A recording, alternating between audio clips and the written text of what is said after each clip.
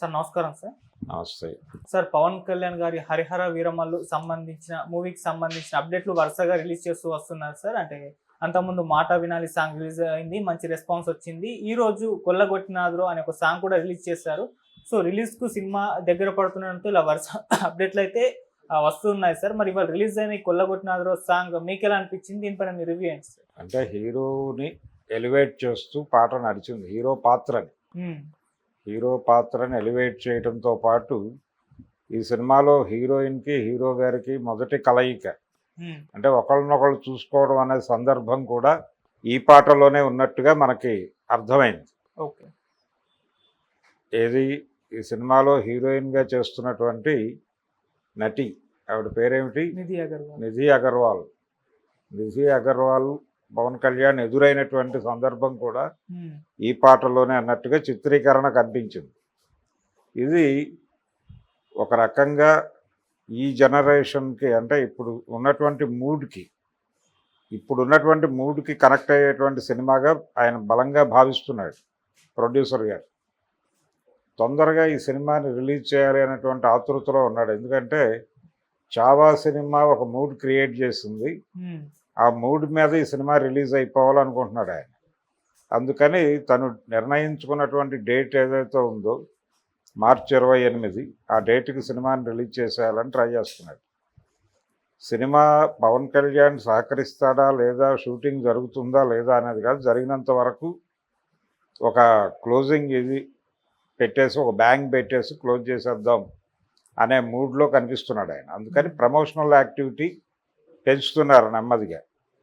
ఇది హీరోని ఎలివేట్ చేయడం కోసం చంద్రబోస్తో రాయించారు. కీరవాణి గారు ఆయనదైన పద్ధతిలో ఆయన ట్యూన్ చేశాడు. అలాగే ఈ పాటని మంగ్లీతో పాడించారు. అంటే ఈ మధ్యకాలంలో ఇలాంటి ఎమోషనల్ సాంగ్స్ అన్నీ ఆవిడే పాడుతోంది. ఆవిడతో పాటు సిప్లిగంజ్ కూడా ఉన్నాడు దీనిలో.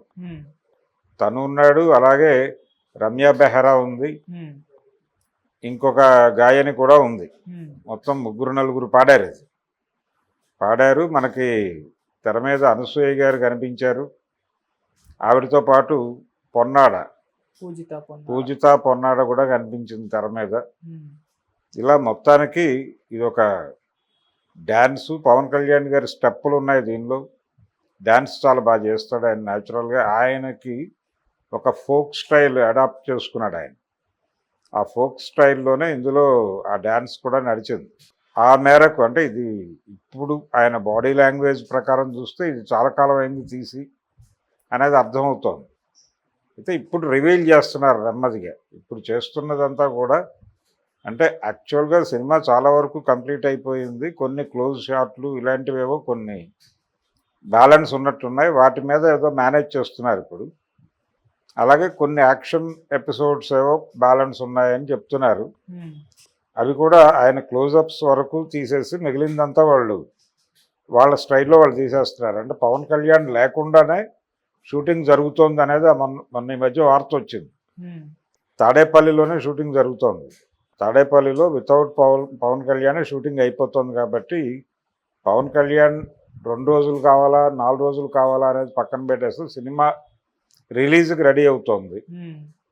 నెమ్మదిగా ఈ పాటలు బయటకు పంపు చేస్తూ సినిమాకు ఒక మూడ్ క్రియేట్ చేస్తూ మధ్యలో నెమ్మదిగా వాళ్ళు ఈ టైం మూడ్కి కనెక్ట్ చేసే విధంగా ఔరంగజేబ్ క్యారెక్టర్ని కూడా రివీల్ చేసే ట్రైలరో టీజరో ఏదో ఉంటుంది. ఇక ప్రమోషనల్ యాక్టివిటీస్ మొదలవుతాయి. ఇది పాన్ ఇండియా సినిమా కాబట్టి అన్ని భాషల్లోనూ ఈవెంట్స్ ఎక్కడ చేస్తారు ఏంటి అనేది పొలిటికల్గా ఆయనకు ఒక పాన్ ఇండియా ఇమేజ్ అయితే వచ్చింది పవన్ కళ్యాణ్కి. ఆయన మోడీతో తరచూ కలుస్తున్నాడు, మాట్లాడుతున్నాడు. దీని తాలూకా సరంజామా అంతా, వార్తలు, వ్యవహారాలు ఇవన్నీ నేషనల్ మీడియాలో కవర్ అవుతున్నాయి. ఆయన ఆంధ్రప్రదేశ్లో జగన్ ఏతర ప్రభుత్వం ఏర్పాటు కావడంలో ఆయన కీలక పాత్ర పోషించాడు అనేది కూడా జాతీయ పత్రికలు గట్టిగానే ప్రజల్లోకి తీసుకెళ్ళినాయి. సో పవన్ కళ్యాణ్ అనేవాడు ఇప్పుడు కేవలం స్టేట్ ఫిగర్ కాదు, నేషనల్ ఫిగర్గా మారాడు. కాబట్టి ఈ మారిన క్రమాన్ని ఒకటి ఆ మార్కెట్ని సినిమాకి అనుకూలంగా వాడుకోవాలనే వ్యూహం ఒకటి. రెండోది ఏంటంటే ఇప్పుడున్నటువంటి మూడ్కి ఈ ఔరంగజేబ్ కాన్ఫ్లిక్టు, రెండోది ఇది గోల్కొండ నవాబుల కాలంలో జరిగినటువంటి కథ అని చెప్తున్నారు. ఇది కల్పితమే, అంటే ఇది ఉంది అని చెప్పలేము. రెండు చారిత్రకంగా ఉన్నటువంటి 2 ఎపిసోడ్స్ తీసుకున్నాడు ఆయన, 2 ఎలిమెంట్స్. ఒకటి గోల్కొండ నవాబుల కాలము, ఒకటేమో మొఘల్ చక్రవర్తులు పరిపాలిస్తున్న కాలం. ఈ టైంలో జరిగినటువంటి ఒక కల్పిత గాథ. సర్దార్ పాపారాయుడు సినిమా కూడా అలాగే డిజైన్ చేశాడు దాసరి గారు. బ్రిటిష్ జమానాలో జరిగినటువంటి ఒక తిరుగుబాటుగా దాన్ని చిత్రీకరిస్తూ, బ్రిటిషు ప్రభుత్వము ఉంది, ఇక్కడ తిరుగుబాట్లు జరిగాయి, కానీ ఆయన చెప్పినటువంటి సర్దార్ పాపారాయుడు అనేటువంటి పాత్ర కల్పితం. ఆ పాత్ర తాలూకా ఎమోషన్స్, అది స్వతంత్రం వచ్చిన తర్వాత కూడా ఆ క్యారెక్టర్ కొనసాగటం, స్వతంత్రం వచ్చిన తర్వాత కూడా ఆ రోజున ఎవరైతే దుర్మార్గులు ఉన్నారో వాళ్ళే కొనసాగుతున్నారు రాజకీయ నాయకులుగా అని ఒక ఇంట్రెస్టింగ్ పాయింట్ మీద కథను నడిపి సినిమాని హిట్ చేశారు. అది ఒరిజినల్గా క్రాంతి కుమార్ గారి లైన్, క్రాంతి కుమార్ గారి ఐడియాని దాసరి ఎగ్జిక్యూట్ చేశాడు ప్రాపర్గా. అలా ఇక్కడ కూడా అలాంటి ఒక కల్పన ఉంటుంది, చారిత్రక కల్పన. 2 చారిత్రక అంశాలు తీసుకుని మధ్యలో కల్పనతో దాన్ని లింక్ చేసి సినిమాని ముగిస్తారు. కాబట్టి ఇది ప్రస్తుతం నేషనల్ మూడ్కి కనెక్ట్ అయ్యే సబ్జెక్టు అని బలంగా నమ్ముతున్నారు. దానికి ఊతం చావా. ఈ చావా మార్కెట్ ఎండ్ అయిపోయే టైంకి దాన్ని కొనసాగిస్తూ ఈ సినిమా రిలీజ్ కావాలి. ఓకే, అందుకని మార్చి 28 అని పెట్టుకున్నాడు ఈయన. డెఫినెట్గా సక్సెస్ కొట్టే ఛాన్సెస్ అయితే ఉన్నాయి. గతంలో జరిగినటువంటి ఒక పొరపాటు ఏంటంటే, ఏది సైరా సినిమా టైంలో ఆ క్యారెక్టర్ని ఎమర్జ్ చేయలేకపోయారు. చిరంజీవి అప్పటికి సినిమా ఇండస్ట్రీకే దూరంగా నడుస్తున్నటువంటి సమయం. అప్పుడే 150 సినిమాతో ఎంట్రీ ఇచ్చాడు ఆయన. రీఎంట్రీ తర్వాత ఇమ్మీడియట్గా ఒక పెద్ద ప్రాజెక్టు, ఆ క్యారెక్టర్ని అక్కడ ప్రాపర్గా రిజిస్టర్ చేయకుండా సినిమా రిలీజ్ పెట్టుకోవడం వలన అది అక్కడ సరైనటువంటి రిజల్ట్ రాబట్టలేకపోయింది. కానీ ఇప్పటి పరిస్థితి వేరు. ఇది నేషనల్ మూడ్కి కనెక్ట్ అయ్యేటువంటి సబ్జెక్టు. రెండోది పవన్ కళ్యాణ్కి ఇప్పుడు అనుకోకుండా ఏర్పడినటువంటి నేషనల్ వైడ్ ఒక ఇంప్రెషన్ ఏర్పడింది అతనికి. ఆ ఇంప్రెషన్ మీద మార్కెట్ క్రియేట్ అయిపోతుంది కాబట్టి దాని మీద గేమ్ నడపాలనుకుంటున్నాడు ఆయన. ఓకే, ఏం రత్నం ఇది వర్కౌట్ అయ్యేలానే కనిపిస్తోంది. పాటలు అవి వాళ్ళు షూట్ చేసిన విధానము, అలాగే ఆయన అపీరెన్సు, ఆయన గెటప్, ఇవన్నీ అంటే పవన్ కళ్యాణ్ ఇష్టపడి చేసినటువంటి మూవీనే. ప్రజెంట్ ఆయన ఆలోచన సరళికి, అలాగే ఆయన ఎవరితో నడుస్తున్నాడో వారి అభిప్రాయాలకు అనుగుణంగానే సినిమా రూపొందింది.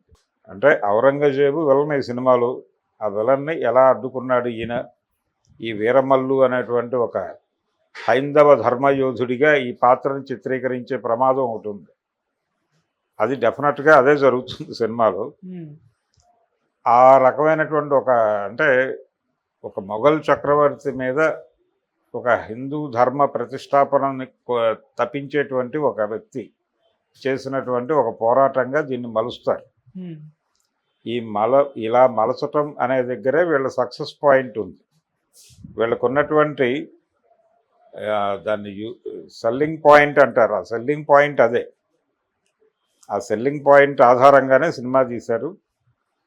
దీనికి టైటిల్స్లో క్రిష్ జాగర్లమూడికి కూడా క్రెడిట్స్ ఇచ్చారు డైరెక్షన్లో. అంటే వాళ్ళ అబ్బాయి పేరు అలాగే క్రిష్ పేరు 2 వేసుకున్నాడు ఆయన. కాబట్టి ఆ మేరకు సముచిత న్యాయం చేసినట్టుగానే భావించాలి. Okay sir.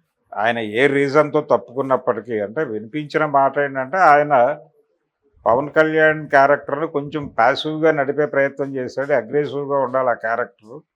ఆ అగ్రెసివ్నెస్ ఆయన డిజైన్లో కనిపించడం లేదు. అందుకని దాని మీద వచ్చిన విమర్శలతో ఆయన హర్ట్ అయి వెళ్ళిపోయాడు అనేది వినిపించింది. ఇప్పుడు జ్యోతికృష్ణ వచ్చి దాన్ని బ్యాలెన్స్ చేస్తున్నాడు అని. జ్యోతికృష్ణ బ్యాలెన్సింగ్ అనేది బాగానే ఉన్నట్టుగా అర్థమవుతోంది. అందుకని డెఫినెట్గా ఈ సినిమా పాన్ ఇండియా లెవెల్లో హిట్ కొట్టి పవన్ కళ్యాణ్